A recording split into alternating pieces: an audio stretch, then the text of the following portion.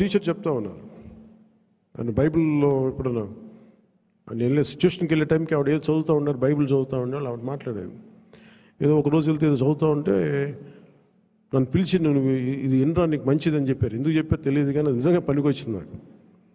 తను తగ్గించుకున్నవాడు హెచ్చింపబడును, నీకు మంచిది అవుతురా నీకు.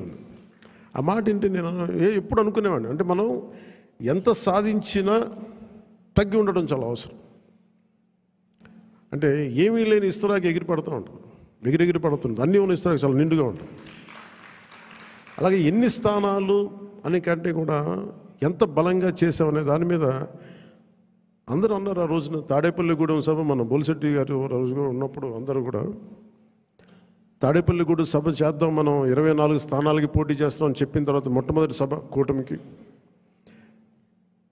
ఎప్పుడు వచ్చే ఉధృతి లేదు. ఆ రోజున అందరూ చెప్తారు, నాకేం తేడా కనిపించలేదు కానీ బట్ అందరికీ ఒకటే అనిపించింది, ఉధృతి లేదు, హుషారు లేదు, మీరు పాడు చేసిన నానా రకాలుగా మీ అందరికి అభిప్రాయాలు ఉన్నాయి. ఆ రోజు నేను దాన్ని తప్పని చెప్పట్లా. ఆ రోజు మనం ఊహించామా 24 అంటే కూడా 24 మళ్ళీ తగ్గి 21 అయిపోయింది.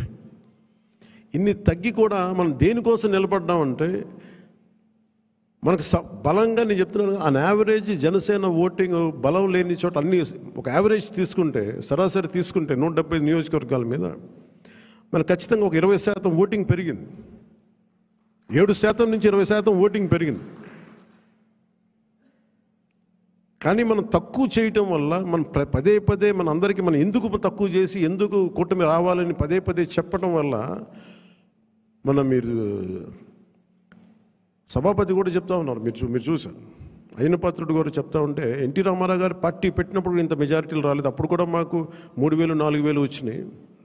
కానీ ఈ రోజున చూస్తే ఒక్కొక్కరికి 30,000 40 70 90 అసలు ఊహించని మెజారిటీ.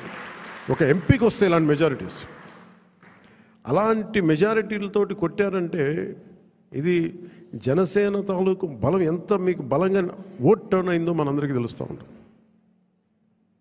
ఇది మనం నిజంగా చాలా ఆనందపడాల్సింది, మనం గర్వించాలి. అట్ ది సేమ్ టైం చాలా బాధ్యతగా కూడా దీన్ని ముందుకు తీసుకెళ్ళాలి. అలా ఇంకో నాకు మన నాయకులందరికీ కూడా నా విన్నపం, ఎవరిని కూడా వైసీపీ నాయకుల్ని కానీ ప్రత్యర్థి పార్టీకి సంబంధించిన ఎవరు కానీ వాళ్ళు మన శత్రువులు కాదు, వాళ్ళు ఇంక్లూడింగ్ వైసీపీ కూడా మనకు శత్రువులు కాదు, మన ప్రత్యర్థులే. రాజకీయ పార్టీ వాళ్ళు మన శత్రువులుగా పరిగణించవచ్చేమో నాకు తెలియదు, అలాగే చేశారు వాళ్ళు, కానీ మనం వాళ్ళని శత్రువులుగా పరిగణించట్లేదు. ఈ మెసేజ్ మీరు దయచేసి లోతుగా మీరు అర్థం చేసుకోవాలి. వాళ్ళని పీడించడం కానీ వాళ్ళు చేసిన తప్పులు మనం చేయకూడదు. అలా అని చెప్పి మనం ఏం చేతులు కట్టుకుని ఏం లేవు. వాళ్ళు చేసిన తప్పులు ఉంటే చట్టం ప్రకారం మన పివి నరసింహారావు గారు ఉటంకించినట్టుగా మన పిఠాపురం సభలో కూడా చెప్పాను, చట్టం ఏ పనులు చేయాలో ఆ పనులు చేసుకెళ్ళిపోతూ ఉంటుంది. కానీ కక్ష సాధింపుగా కూర్చోబెట్టి వాళ్ళని వేధించడం కానీ, సామాజిక మాధ్యమాల్లో నిందించడం కానీ, అలాగే ఎవరిని కూడా వ్యక్తిగత దూషణకి దూరంగా ఉండమని నేను అందరినీ కోరుకుంటా ఉన్నాను. నిజంగా యుద్ధం వస్తే మటుకు, గొడవే వస్తే మటుకు అది వెనకాడం, అది మీ అందరికీ తెలుసు. భావంలో ఉన్న తీవ్రత మనకు భాషలో చూపించక్కర్లా. చాలా మర్యాదగా మాట్లాడదాం, అన్నీ చేద్దాం. కానీ మీరు అందుకిందాక మనోహర్ గారు చెప్తున్నప్పుడు కూడా సబ్జెక్ట్ అవగాహన ఉన్నప్పుడు, దానికి లాజిక్ అండ్ రేషనాలిటీ, దానికి రెటారిక్ యాడ్ అయినప్పుడు దాని తిరుగులేని ఆయుధం. దానికోసం తీవ్ర పదజాలం కానీ పరుష పదాలు కానీ మనం వాడాల్సిన అవసరం లేదు. అలాంటి భవిష్యత్తులో అలాంటి సమస్యలే వస్తే ఎప్పుడు మనకి పోరాటానికి సిద్ధంగా ఉన్న పార్టీ అది. పదవులను కూడా పక్కన పెట్టి ముందుకెళ్తాం, అలాంటి బలంగా నిలబడగలం. ఈ ప్రజాస్వామ్యాన్ని ఇప్పుడు ఈరోజు నేను రివ్యూస్ చేస్తూ ఉంటే ప్రతి చోట ఎంత అడ్డగోలుగా డబ్బులు ఖర్చు పెట్టేశారు, దోచేశారంటే పంచాయతీరాజ్ లెక్కలు చూస్తూ ఉంటే గుండె చెరువైపోతాం. 200 కోట్లు కనీసం పే చేయలేని పరిస్థితుల్లో ఒక 40 కోట్లు పే చేస్తే చాలా పెద్ద ప్రాజెక్టులు అయిపోతాయి. ఒకవైపు ఏమో ఋషికొండ లాంటి ప్యాలెస్కేమో 600 కోట్లు ఖర్చు పెడతారు. అది వాళ్ళ కోసం కట్టుకున్నారా గెస్ట్ హౌస్లకి, అది వాళ్ళ కదా. అది కానీ ఎప్పుడు ఏది ఖర్చు పెట్టాలి, ఎంత ఖర్చు పెట్టాలి అనే విఘ్నత లేదో వీళ్ళందరికీ అనిపించింది.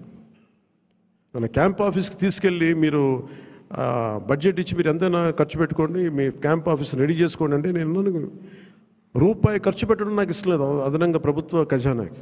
అది ప్రజల సొమ్ముని మనకి అకారణంగా దాన్ని ఖర్చు పెట్టేయడం కానీ దాన్ని దుర్వినియోగం చేయడం నాకు నచ్చక అసలు ఏం వద్దు. ఉన్న ఫర్నిచర్ అలాగే ఉంచిన ఏం చేయొద్దు. దాన్ని అవసరమైతే నేను చెప్తానులేండి, నేను చెప్తాను.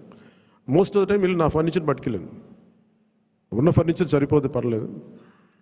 రోడ్ల మీద కూర్చొని వచ్చాం, మనం వీధుల్లో కూర్చొని పోరాటాలు చేసాం.